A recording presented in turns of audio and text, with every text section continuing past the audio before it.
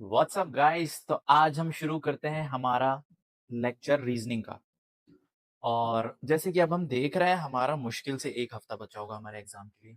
तो हम कोशिश करते हैं वो पार्ट कवर करें जो श्योर शॉट है। देखिए आप करंट अफेयर यार बहुत वास्ट है, जैसे मैंने आपको पहले ही बताया था। आप उससे सब कुछ कवर नहीं कर सकते। रीजनिंग का मैं पेपर देख रहा था, मैंने ये पाया कि रीजनिंग का पेपर काफ़ी ईजी आता है। हार्डली एक आध क्वेश्चन ऐसा है जो आपको उलझा दे काफ़ी। बट 99% क्वेश्चन ईजी है। इस 20 में से 18 क्वेश्चन तो ऐसे रहेंगे कि आप कर लेंगे आसानी से। और पैटर्न जो है ना इसका सिमिलर ही आता है रीजनिंग का, हर साल दर साल। तो अगर आप ये मेरा प्रीवियस ईयर पेपर का डिस्कशन देख के जाएंगे तो आपकी काफ़ी हेल्प मिलेगी। Help in a sense of आप समझ जाएंगे कि कैसे लॉजिक यूज़ करने हैं, अगर कोई शॉर्ट ट्रिक है तो वो कैसे यूज़ करनी है, और भी विभिन्न सारी चीज़ें आप सीख जाएंगे। ठीक है, तो आइए हम स्टार्ट करते हैं हमारा लेक्चर आज का। और मैं कोशिश करूंगा कि हमारा लेक्चर शॉर्ट से शॉर्ट रहे ताकि आपका समय ज़्यादा वेस्ट ना हो। मैं जानता हूँ एग्जाम का मुश्किल से मुश्किल 7 दिन बचे हैं शायद, है ना, 7 या 6 दिन पहली शिफ्ट शुरू होने के। 16 तारीख से पहली शिफ्ट शुरू है हमारी। ठीक है, आवाज आ रही है आप सभी को मेरी? ठीक है, आइए हम फर्स्ट क्वेश्चन शुरू करते हैं। ये क्या बोल रहा है, विच वन नॉट। हाँ, एक चीज और मैं आपको बताता हूँ। आप प्रीवियस ईयर पेपर की प्रैक्टिस इसलिए भी जरूरी होती है ताकि आपको एग्जाम में पूरे क्वेश्चन ना पढ़ने पड़े। आपके पास इतना समय नहीं रहेगा कि आप वहां पे बैठ के सारे क्वेश्चन पढ़ो लाइन से। आपने अगर वो क्वेश्चन पहले लगाया हुआ है तो आपको पता है कि ये क्या पूछ रहा है, मुझे क्या करना है। अब मैं इस क्वेश्चन को, three of the following four figure pair are alike in a certain way and thus forms a group, which of the following, which one does not belong to that group. ऐसे नहीं करूंगा मैं इस question को solve. मैंने तुरंत आखिरी line पढ़ी, one that does not belong to that group. मुझे बस निकालना है ऑड वन आउट इसमें। तो इसको करते हैं हम, कैसे करते हैं ये देखिए। हम पहला फिगर पकड़ते हैं। ये वाला फिगर ऐसे घूम गया, ये फिगर क्लॉकवाइज घूम गया। ठीक है, ये क्लॉकवाइज नहीं घूमा, ये एंटी क्लॉकवाइज घूम गया पहला फिगर। यहाँ पे पहला फिगर,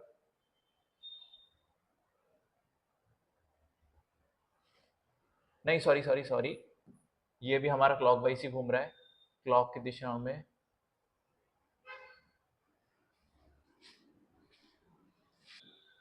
तो आइए हम देखते हैं अपना पहला सवाल।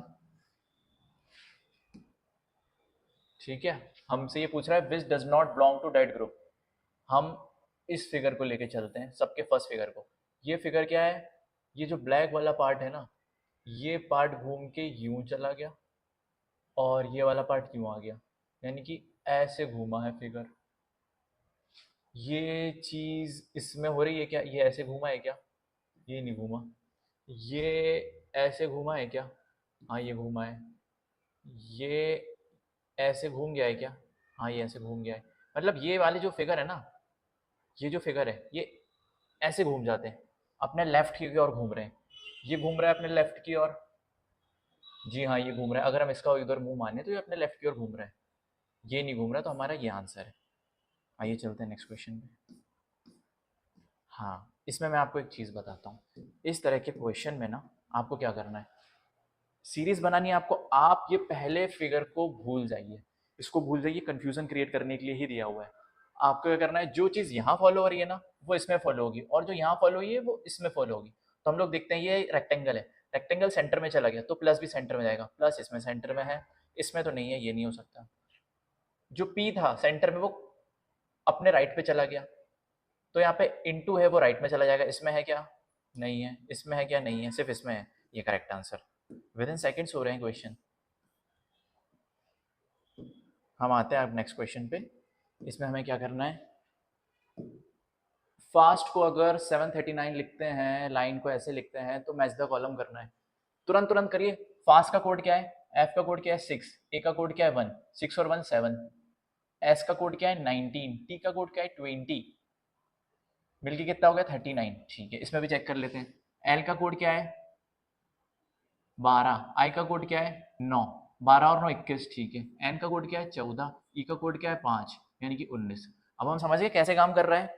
आपको ये रटा होना चाहिए कि ए पे क्या वैल्यू है, एस को 19 बोलते हैं, यू को 21 बोलते हैं, ई को 5 बोलते हैं। ये आपको रटा होना चाहिए। अगर आप वहाँ कैलकुलेट करेंगे ना तो आपका समझ आएगा। ठीक है, तो अब हम चेक करते हैं डोम, डीओ, डीओ को क्या लिख सकते हैं 4, ओ को क्या लिख सकते हैं 15, 15 और 19, ये लग रहा है। एम क्या है, ओरली करिए, अब बिना पेन उठाए करेंगे हम, कोशिश करेंगे। एम क्या है हमारा 13, ई क्या है 5, 13 और 5 18, तो ये इससे मैच कर रहा है। एफ क्या है 5 6 और आई क्या है, आई मैंने बताया 9, 9 6 15, एस क्या है 19, एच क्या है 8 और यानी कि 27, इससे मैच कर रहा है।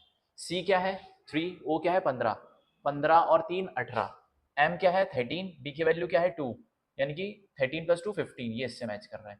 तो देख लो किसमें आ रहा है, इसमें आ रहा है, ये हमारा आंसर हो गया। नेक्स्ट क्वेश्चन पे मूव कर ले। इस क्वेश्चन को ना यार वेन डायग्राम से मत करना, कंफ्यूज हो जाओगे। वेन डायग्राम भी आपको अंततः वहीं लाएगा। इस क्वेश्चन में क्या बोल रहा है कि कुछ लोग हमारे फुटबॉल खेलते हैं, कुछ हॉकी खेलते हैं, कुछ क्रिकेट खेलते हैं, कुछ हॉकी और फुटबॉल खेलते हैं, कुछ फुटबॉल क्रिकेट, कुछ क्रिकेट और हॉकी, और 15 ऐसे जो सारे गेम खेलते हैं। टोटल नंबर ऑफ स्टूडेंट्स पूछ रहा है। तो इसमें ऐसा करिए 147 हमारे क्या खेलते हैं, हमारे फुटबॉल खेलते हैं, प्लस 155 हमारे क्या खेलते हैं, हॉकी, फिर प्लस 160। हमें यहाँ पे प्लस क्या करना है, 15 प्ले ऑल द 3 गेम्स, जो ऑल द 3 गेम्स करते हैं उनको भी प्लस कर दीजिए, माइनस अब जो 2 गेम खेलते हैं -36, -44 और -25। अब आप इसको सॉल्व करेंगे ना, आपका आंसर ये आ जाएगा। सॉल्व करके दिखाऊं क्या? अब मैं एक और ट्रिक बताता हूँ आपको सॉल्व करने की, सिर्फ यूनिट डिजिट से सॉल्व करिए आप। 7 और 5 कितना होता है 12, 12 और 0 कितना होता है, यानी कि 2 ही आएगा एंड में, और 5 और 2 मिलके यानी कि 7 बन गई यूनिट डिजिट यहाँ पे। ठीक है, अब इनको ऐड करिए, 6 और 4 10, 10 5 15, यानी कि 5, ये माइनस की बनेगी, 5 में से वो 7 में से 5 गया तो यानी कि 2, एंड में 2 किसके आ रहा है, बस इसी में आ रहा है। पूरा क्वेश्चन सॉल्व भी नहीं करना है बड़ी, समझ रहे हो आप चीज़? ये पूरा क्वेश्चन सॉल्व करने बैठोगे ना तो घर पे करना, फिर बैठ के एग्जाम में करने के लिए नहीं है। यहाँ पे क्या करना है हमें, ब्लड रिलेशन। अब पूरा क्वेश्चन नहीं पढ़ रहा हूँ मैं, based on the above information find out, नहीं, नॉट एट ऑल। हमें बस ये चेक करना है ब्लड रिलेशन है, यहाँ पे ए है सब जगह, यहाँ पे बी है सब जगह। कई बार ये इनवर्स दिया होता है किसी लाइन में, तो फिर केस बिगड़ जाता है, फिर आप उस हिसाब से बैठाते हैं पैटर्न, है ना। अभी हमने देख लिया सब एक ही जगह बैठा है, हमारा रिलेशन ये है। तो एम परसेंटेज का मतलब is the brother of, M brother का बी लिखता हूँ, brother of K, equal to मतलब एक ही जनरेशन के हैं ये। इक्वल टू का मतलब यहाँ वाली इक्वल टू का मतलब इज द वाइफ ऑफ, ये मैं अपने जो मैंने पैटर्न सेट कर रखा है कि जब मुझे सेम जनरेशन में जाना होगा तो मैं इक्वल टू लगाऊंगा। ठीक है, और इनका equal to is the wife of, K is the wife of, wife जहां भी फीमेल लगी उसके नीचे मैं अंडरलाइन करता हूँ। और ये हो गया मेरा पति पत्नी का रिलेशन जेड। अब क्या बोल रहा है, एट द रेट का मतलब क्या, is the father of, Z is the father of L, and percentage का मतलब brother, L is the brother of C. ठीक है, अजर्शन कह रहा है K is the maternal grandmother of H. K को अगर मैटरनल ग्रैंड मदर बनाना है, ये तो यार लड़का है इनका, ये तो पैटर्नल ग्रैंड मदर बन जाएगी, तो यानी कि इसकी शादी हम किसी से करा देंगे, और हम मानेंगे ये फीमेल ही होगी ना, क्योंकि मैटरनल ग्रैंड मदर मतलब मदर के साइड वाली, तो ये मदर है, इनकी किसी से शादी होती है और उनका बच्चा होता है एच। एजर्शन तो बैठ गया हमारा पहला रीजन। सी एंड का मतलब क्या था, is the mother of H, of course, या C is the mother of H. N is the father of B, N is the father of, sorry, N is the father of H. पता नहीं यार, पता है क्या मैं, N is the father of H, reason N का कोई जिक्र ही नहीं है, ना इसमें है ना इसमें है, तो ये गलत हो जाएगा। अगले क्वेश्चन पे मूव करते हैं।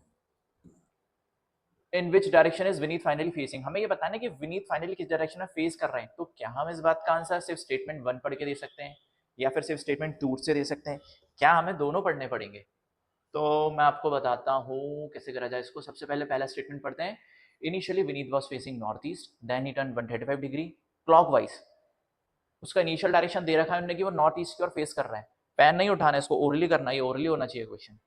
Then he turn 135 degree clockwise घूम गया, फिर 45 डिग्री एंटी क्लॉकवाइज घूम गया, फिर 90 डिग्री फिर एंटी क्लॉकवाइज घूम गया, और अब वो किसी डायरेक्शन में फाइनल फेस कर रहा है। यार उसकी इनिशियल डायरेक्शन दे रखी थी, और बीच में वो कितना घूमा और किस दिशा में घूमा, क्लॉकवाइज की एंटी क्लॉकवाइज, वो भी दे रखा था। तो हम जब अंत तक सॉल्व करते करते आएंगे तो हमें डायरेक्शन मिल जाएगी किस दिशा में फेस कर रहा है, क्योंकि हमें पता है ना नॉर्थ ईस्ट से इतना घूमा, फिर इधर से इतना घूमा, फिर इधर से इतना घूमा। ठीक है, हमें पता चल ही जाएगा, तो इससे तो हम पता कर सकते हैं। Second, initially Vineet north face कर रहा है, then he turn 90 degree, clock या एंटी क्लॉक नहीं पता, followed by 135 degree, then he turn 45 degree. यार 90 डिग्री कौन सा, क्लॉकवाइज एंटी क्लॉकवाइज, किस दिशा में 90 डिग्री घूमा, कुछ पता ही नहीं चल रहा, तो इससे तो नहीं भैया सॉल्व कर सकते। सिर्फ स्टेटमेंट 1 अलोन है, स्टेटमेंट 1 अलोन इज सफिशिएंट, ये वाला होगा आंसर। ठीक है, अब हम लोग आ जाते हैं हमारे नेक्स्ट क्वेश्चन पर। हम लोग यहाँ पे देख पा रहे हैं कि 6 पर्सन्स बैठे हुए हैं 6 स्टोरी बिल्डिंग पे। ठीक है, और देखो मैं समझाता हूँ इसमें क्या कह रहा है कि 6 लोग बैठे हैं और सब अलग अलग फ्लोर पे बैठे हुए हैं। अब आपको इनका पैटर्न बैठानी है, पजल के क्वेश्चंस बोलते हैं इनको। ग्राउंड फ्लोर 1, ऊपर वाली 2, 3, 4, 5 एंड 6। अब हम पढ़ते हैं only 3 people between Vicky and Hemant. देखो ऐसे लिख लिया करो, सॉरी विक्की एंड हेमंत, बार बार क्वेश्चन नहीं पढ़ने में समय वेस्ट होगा। Kiran lives on an even number floor. Kiran, Kiran कहाँ है? इवन, किरण इवन लिख लो। Ritu lives just above Hemant. Ritu कहाँ है? Just above Hemant. ठीक है, Ritu just above Hemant. 4 people live between Vicky and Ritu. Vicky and ऋतु के बीच में 4 लोग रहते हैं। किरण लिव जस्ट अबव गुंजन। किरण लिव जस्ट अबव गुंजन। अब सबसे पहले ये वाला बैठा हुआ, ये बड़ा एन गैप आ रहा है ना, वी और आर के बीच में 4 लोग, या टोटल 6 लोग हैं। अब इन दो लोगों के बीच में अगर 4 लोग बैठेंगे तो कॉमन सी बात, ये दोनों एक्सट्रीम एंड पर ही होंगे। और क्वेश्चन में अब क्या पूछ रहा है? विक्की के ऊपर कौन बैठा हुआ है? तो विक्की टॉप पर नहीं आएगा, तो विक्की नीचे आएगा, क्योंकि विक्की के ऊपर किसी को बैठना है। तो यहाँ आर आ गया। अब क्या बोल रहे हैं ये कि विक्की और एच के बीच में, हेमंत के बीच में 3 लोग हैं, तो हेमंत को यहाँ बैठा दूँ क्या मैं? नहीं, आर के नीचे जस्ट नीचे एच आएगा और हेमंत को यहाँ बैठा दो। 1 2 3 4 5 6। ठीक है, क्या गड़बड़ कर रहे हैं बन? विक्की और आर, विक्की और ऋतु के बीच में। ठीक है, किरण इवन नंबर के फ्लोर पे बैठा दो, किरण के जस्ट नीचे गुंजन को बैठा दो, हेमंत ऋतु के जस्ट नीचे आ जाएगा, और विक्की और हेमंत ही था ना, विक्की और हेमंत के बीच में। अच्छा हाँ, ठीक तो है, ये विक्की है ये हेमंत है, 1 2 3, 3 लोग इनके बीच में आ गए। किरण इवन नंबर फ्लोर पे, लेकिन किरण के नीचे गुंजन भी है, तो किरण यहाँ नहीं बैठ सकती, किरण यहाँ बैठ जाएगी, गुंजन यहाँ बैठ जाएगी। इकलौता कौन बच रहा है? सूरज बच रहा है। अब ये क्या पूछ रहा है? विक्की के अब कौन है? सूरज है यार, सॉरी सना है, इसका नाम सना है, यानी कि एस से ही शुरू होते हैं।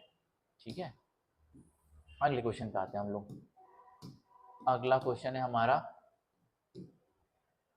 इसको तुरंत बनाया करो, ज्यादा दिमाग मत लगाओ, तुरंत बनाओ। Some red are blue, all blue is green, सारा ब्लू ग्रीन है। मैंने ब्लू को फुल इसलिए लिखा क्योंकि देखो यहाँ भी बी वाला है, यहाँ भी बी वाला है। सम ग्रीन आर ब्राउन, कुछ ग्रीन ब्राउन है। सम रेड आर ब्राउन, हाँ यार सम रेड आर ब्राउन, ऐसा कोई जरूरी तो नहीं है। Some red are green, some red are green, हाँ ये देखो इतना पार्ट तो जरूर होगा। Two, only conclusion two follows, ये हमारा आंसर हो गया, है ना इजी। ये देखो मिरर इमेज का क्वेश्चन फिर से आ गया। मिरर इमेज का क्वेश्चन करते हैं हम लोग। मिरर इमेज में मैं आपको एक चीज बताता हूँ, इसमें क्या होता है, जैसे ये एम एन मिरर रखा हुआ ना यहाँ पे, ये जो यहाँ से मिरर के क्लोजेस्ट है ना, वो चीज यहाँ से भी मिरर के क्लोजेस्ट होगी। जैसे Z पास है मिरर के as compare to arrow head, तो यहाँ भी Z पास आएगा। Z का कौन सा हिस्सा पास है? ये वाला पास, और ये वाला पास है एज कम्पेयर टू इस बीच वाले हिस्से के, तो ये पास आएगा। यहाँ पे ये व्हाइट वाला पोर्शन इस मिरर के पास है, तो व्हाइट यहाँ भी पास आएगा। फिर यहाँ ब्लैक वाला है, ये ब्लैक वाला है, तो यहाँ ब्लैक वाला दूर ही आएगा, यहाँ व्हाइट वाला आएगा, फिर यहाँ फिर व्हाइट वाला आएगा। समझ रहे हो? तो अब सबसे पहले हम देखते हैं, और देखो यहाँ ये ब्लैक वाला पास है, तो यहाँ भी ये ब्लैक वाली चीज पास आएगी और ये व्हाइट वाली इधर आएगी। तो ब्लैक वाली चीज पास में होनी चाहिए, इसमें है, इसमें है, इसमें नहीं है, इसमें भी है। थोड़ा ऊपर करता हूँ मैं क्वेश्चन, ठीक है। अब हम देखते हैं दूसरी चीज। अब हमें देखना है कि एरो का पीछे वाला पार्ट यहाँ पे, इसमें है क्या? हाँ इसमें तो है। नहीं, इसमें कहाँ से एरो वाला पार्ट? ये नोक आ रही है इस तरफ, तो ये नहीं होगा। इसमें आ रही है, ये हो सकता है। इसमें आ रही है, ये तो पहले हट गया, ये भी हो सकता है। अब हम क्या देख रहे हैं, लेकिन यहाँ पे देखो ये ऐसा फिगर ही चेंज कर दिया हमने, बच ये रहा है। एलिमिनेशन लगाया करो और आगे बढ़ा करो, समय ज़ाया करना ही नहीं एग्जाम में। अगले क्वेश्चन पे आते हैं। देखो इसमें क्या होता है, चीज़ बताता हूँ आपको। ये 16 दे रखा है, ये 15 दे रखा है, ये 16 दे रखा है, ये 15 दे रखा है। जब आपको किसी डाइस में दो चीज़ें सेम दिखें और एक अलग हो, तो जो एक यहाँ अलग है और एक दूसरे वाले ब्लॉक में अलग है, वो सेम होगी, मतलब अपोजिट होगी, सॉरी। तो यहाँ पे 13 के अपोजिट में 14 आएगा, क्योंकि 15 और 16 यहाँ भी है, तो 13 के अपोजिट में 14 आएगा।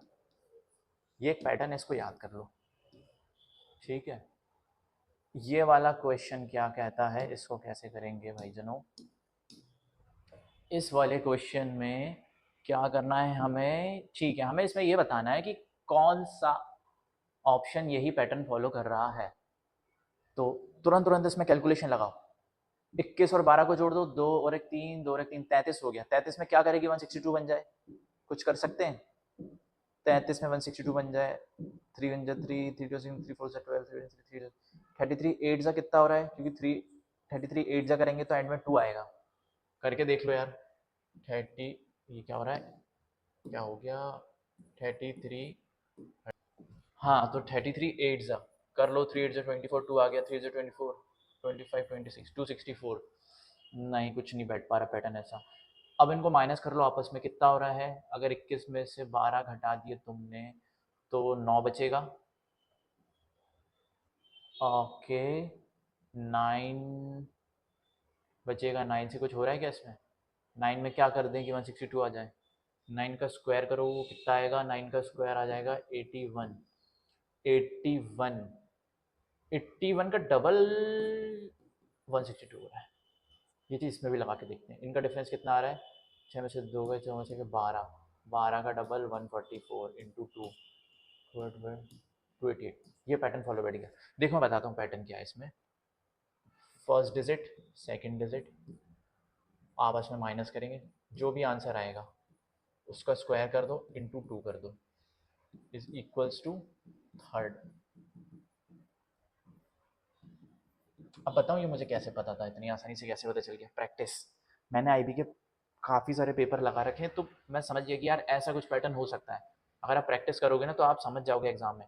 इसी को तो बोलते हैं प्रैक्टिस, ताकि आप भाप जाओ क्या पूछ रहा है। रॉन्ग टर्म बताना है इसमें, रॉन्ग टर्म। 3 और 4 इनके बीच में क्या आ रहा है, 1। 4 और 12 के बीच में कितना आ रहा है, 8। इनके बीच में कितना आ रहा है, 28। ओके इनके बीच में कितना आ रहा है, 3 का 3 63। इनके बीच में कितना आ रहा है, 5। 2 का 2 125। तो ये तो 1 का क्यूब, 2 का क्यूब, ये 3 का क्यूब नहीं हो रहा है, ये 4 का क्यूब नहीं हो रही है, 5 का क्यूब। यहाँ से गाड़ी बिगड़ रही है, यानी कि 40 से 12 तक तो सही आ रहा है, 40 आंसर है।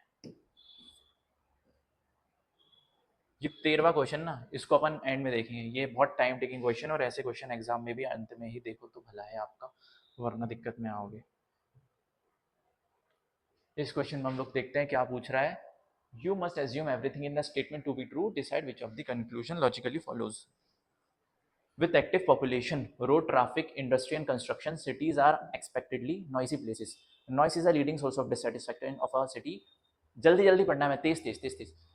Urban noise affects the quality of life of people residing there. It also causes serious long-term harm to health. Noise disrupts sleep, which results in stress, fatigue, and changes in body chemical balances. Noise interfere with certain cognitive functions such as attention, concentration, and memory. ठीक है। Which of the following can be concluded from the given information? The main cause of noise pollution is the people remaining active throughout the day and they are able to pay attention to their task for more duration. ऐसा कहीं इसमें बोला है कि noise pollution के कारण उनकी attention बढ़ जाएगी, pay attention to their task for more duration, attention ऐसा तो कहीं नहीं बोला। इसमें इनफैक्ट नुकसान बताए गए नॉइस पोल्यूशन के सारे।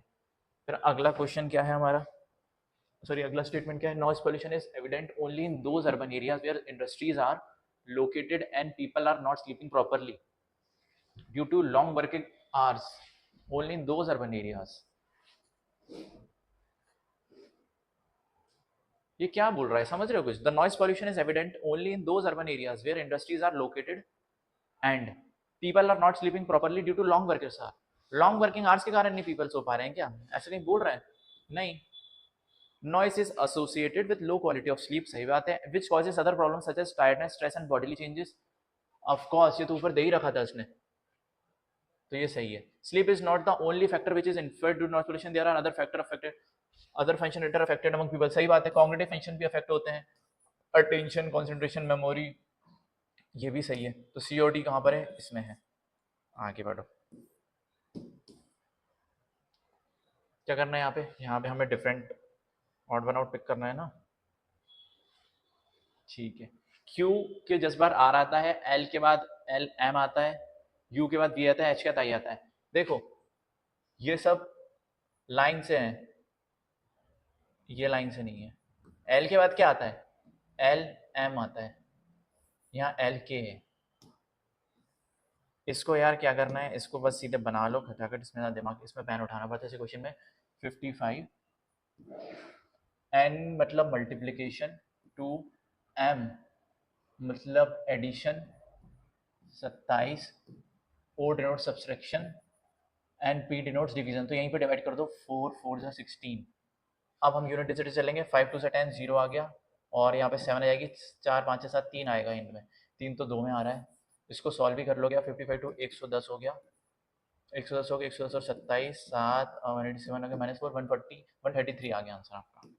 ठीक है, अब हम आ जाते हैं हमारे अगले क्वेश्चन पे।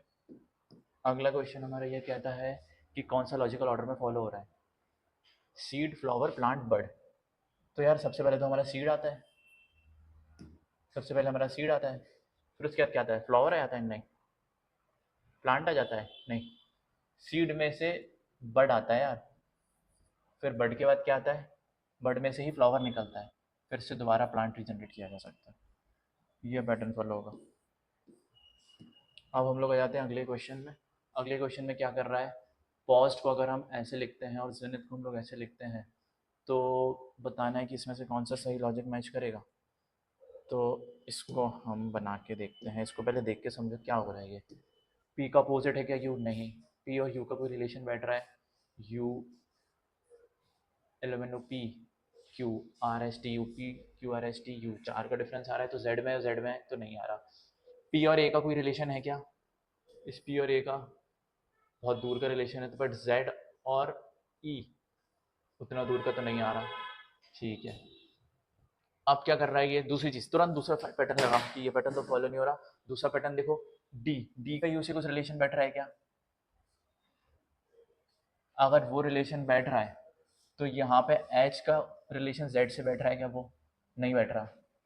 क्या कर रहा है ये, P A U H E D, यहाँ पे यू, ये देखो, ये इसको डिसेंडिंग ऑर्डर में लिख रहा है, सबसे आखिर में यू आता है, इसने यू लिख दिया, फिर एस आता है, फिर पी ई डी ए, उस पैटर्न में ये लिख रहा है, आपको उसी पैटर्न में फॉलो करना है।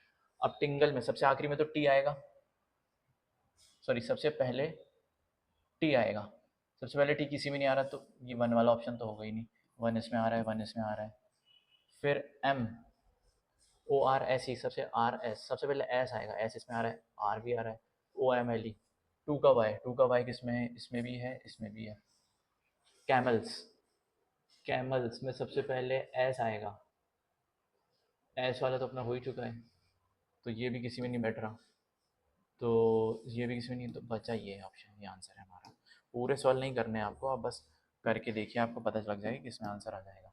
अगला क्वेश्चन है हमारा 17 का टेबल है, 17 जा 17, 2 जा 34, 3 जा 51, 4 जा 60, 20 जा 85।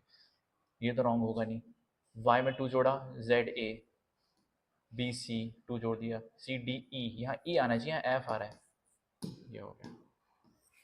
अब हमारा लास्ट क्वेश्चन आज का, इस क्वेश्चन में हमें क्या करना है,